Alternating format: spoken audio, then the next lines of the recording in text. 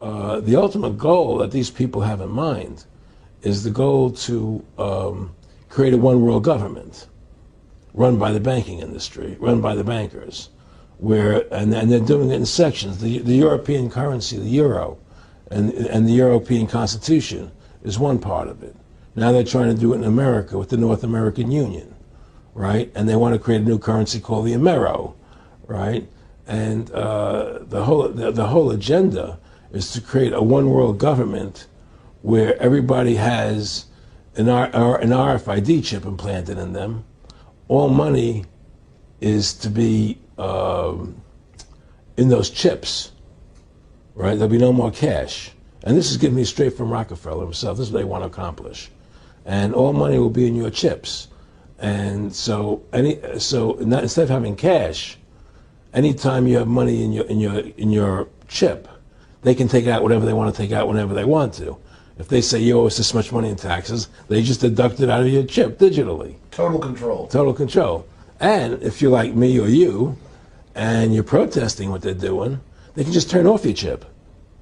And you have nothing. You can't buy food. You can't do anything. It's total control of the people. And that chip's connected to a database that has your purchasing records, what you do, what everything, you sell. Everything is in there, you know? And so they want a one world government controlled by them, everybody being chipped, all your money in those chips, and they control the chips, and they control people, and you become a slave. You become a serf to these people. That's their goal. That's their intentions. Eric, can you be specific about when you met Rockefeller, how it happened in these discussions? I met Rockefeller through a female attorney I knew who called me up one day and said, one of the Rockefellers would like to meet you. I had made a video called Mad as Hell, and he'd seen the video and wanted to meet me and knew I was running for governor of Nevada. So sure, I'd love to meet him. And I met him and I liked him, and he was a very, very smart man. And we used to talk and share ideas and thoughts. And he's the one who told me 11 months before 9/11 ever happened that there was going to be an event. Never told me what the event was going to be, but there was going to be an event. And out of that event, we were going to invade Afghanistan to run pipelines from the Caspian Sea. We were going to invade Iraq, you know, to take over the oil fields, establish a base in the Middle East, and make it all part of the New World Order. And we go after Chavez in Venezuela. And sure enough, later 9/11 happened. And I remember he was telling me how how you're going to see soldiers looking in caves for people in Afghanistan and Pakistan and all these places. And there's going to be this war on terror, which is no real enemy. And the whole thing is a giant hoax, you know, but it's a way for the government to take over the American people. He told you it was going to be a hoax. Oh, yeah. Oh, yeah. There's no question. He says, there's going to be war on terror. And he's just laughing. There's no... Who are we fighting? I mean, why do you think 9/11 happened and then nothing's happened since then? Do you think that our security is so great here that these people who pulled off 9/11, who were able to, can't knock down another plane? Come on, it's ridiculous.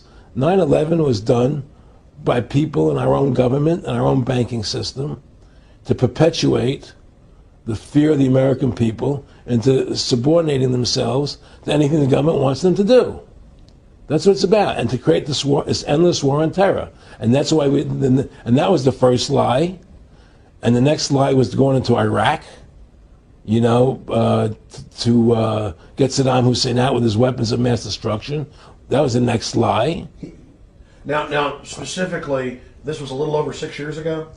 This was 11 months before 9/11. Yeah. And Nick Rockefeller, he's a lawyer. He's become your friend over the previous years, and he's saying to you that there's going to be this big event, and then out of that we're going to have a war on terror, and it's just going to go on and on. Right, an endless war on terror without any real enemy.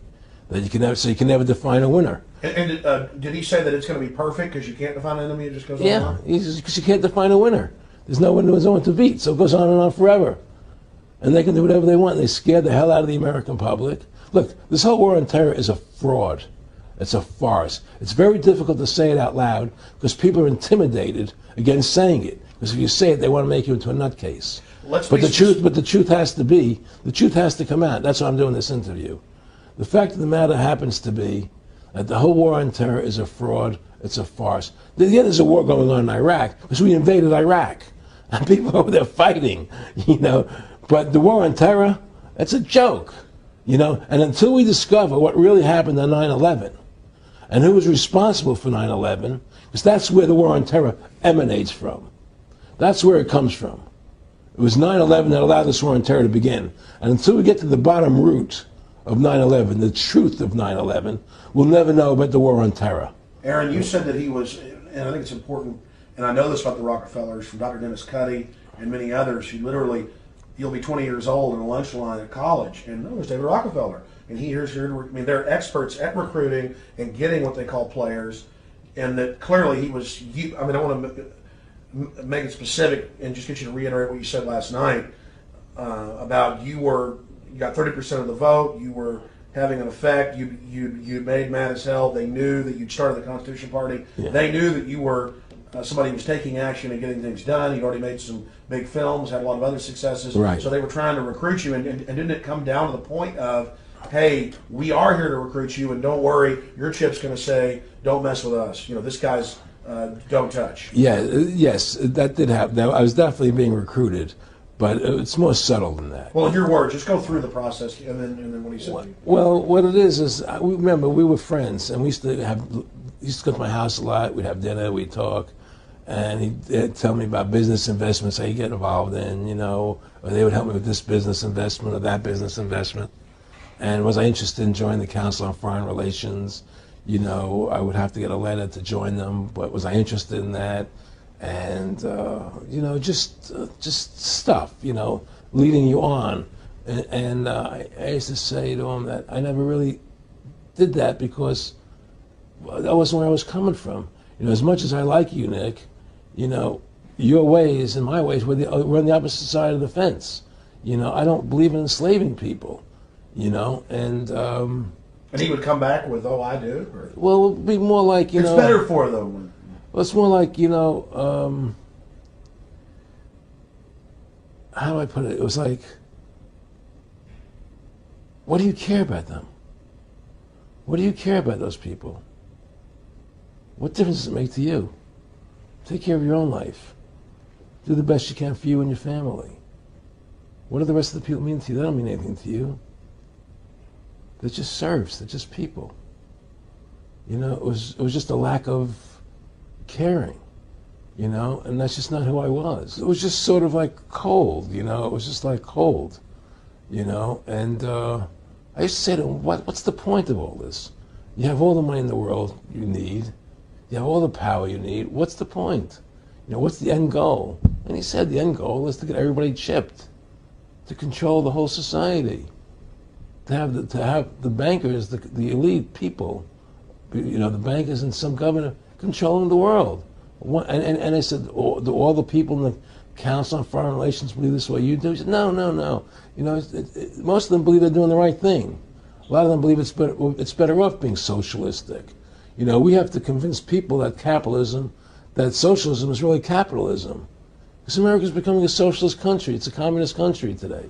Well, one of the things they told me was that he was at the house one night, and he would talk, and he started laughing. He said, Aaron, what do you think women's liberation was about?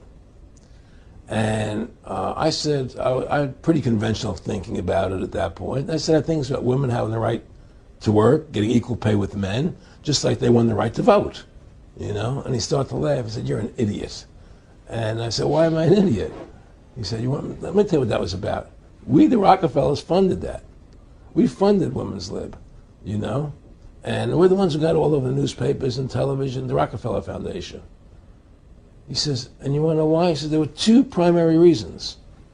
And they were, one reason was we couldn't tax half the population before Women's Lib. And the second reason was, now we get the kids in school at an early age. We can indoctrinate the kids how to think. It breaks up their family. The kids start looking at the state as the family, as the school, as the officials, as their family, not as the parents teaching them. And so those are the two primary reasons for women's lib, which I thought up to that point was a noble thing. You know, when I saw their intentions behind it, where they were coming from when they created it, the thought of it, I saw the evil behind what I thought was a noble adventure.